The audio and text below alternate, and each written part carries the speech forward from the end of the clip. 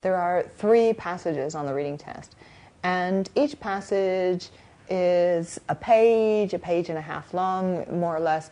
And my advice is to learn how to scan for information, learn how to do skimming. Don't sit down and read the entire passage, then read the questions and go back and try to find the answers. If you're doing that, you're wasting a lot of valuable time. I would start out with the reading test by, first of all, skimming the test. Read the first paragraph. Find out what that passage is about.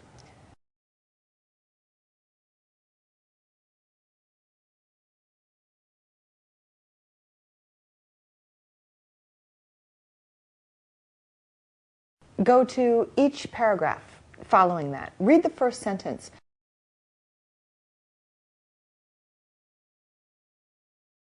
The first sentence is a topic sentence. It tells you what that paragraph is about.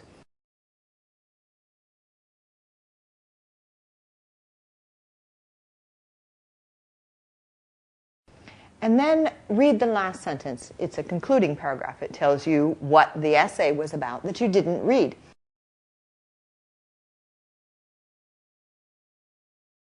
Next, go to the questions. When you're looking at the questions, you want to highlight or underline or circle the key words and immediately think of synonyms, because unless the word in the question is a proper noun, unless it's someone's name or unless it's the name of a building or the name of a city, you're not going to find that same vocabulary or the same word within the passage itself. There will be a synonym that is related to it. For example, if it's got the year 1968 in it, you're going to maybe scan for something related to that, but it's very unlikely that the same word that is in the question will appear in the original text, because they will probably put a synonym. So instead of 1968, they might have in the 60s or 4 decades ago. Another example that I can think of that I heard earlier, one of the students was telling me about, was in the question and asked him something about a game. But in the test paper itself, the word game never showed up. It was match.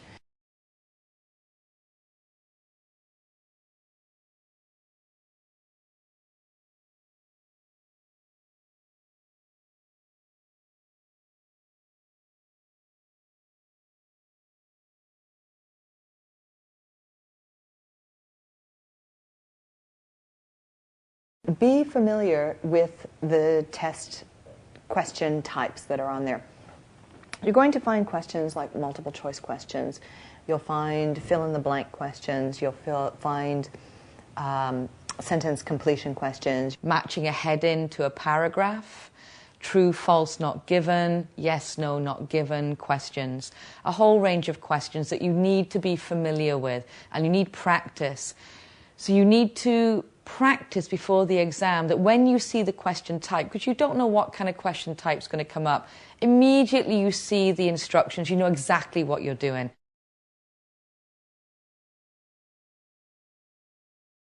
If you've got a multiple choice question in, say, the first passage, and the instructions of it say, choose 2 appropriate answers, right? Or choose 2 appropriate letters.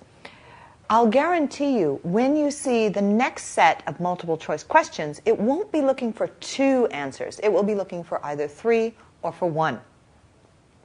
So you have to read the instructions very carefully to make sure that you understand what is required of the question. Human nature, I've answered the first set of questions, I've answered the first 10 questions, for example, and the multiple choice questions all told me to choose 2. So when I go to the second passage, I've got a multiple choice question, I know I've got to come up with 2, but unfortunately, it's asking you for 3.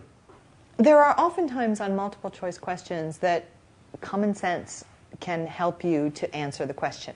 You might get a question about something general, like the sun. Let's talk about the sun. And it says the sun is A, hot, B, blue, C, cold, and D, yellow. Well, you're human, you see the sun, you know it's not cold, so you can eliminate that answer. You know the sun isn't blue if you've ever looked at it, so you can eliminate that answer. Therefore, we only have two answers left. We have hot and yellow. We need to then look back into the passage and try and find something that relates to hot or something that relates to yellow.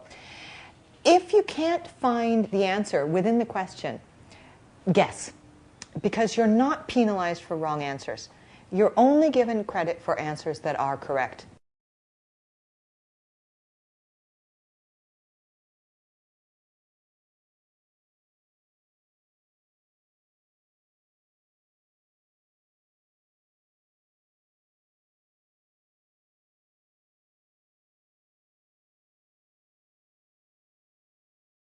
You have got the true, false, not given, which is it's a very difficult thing to do. Even I find it quite difficult, to be honest, doing this.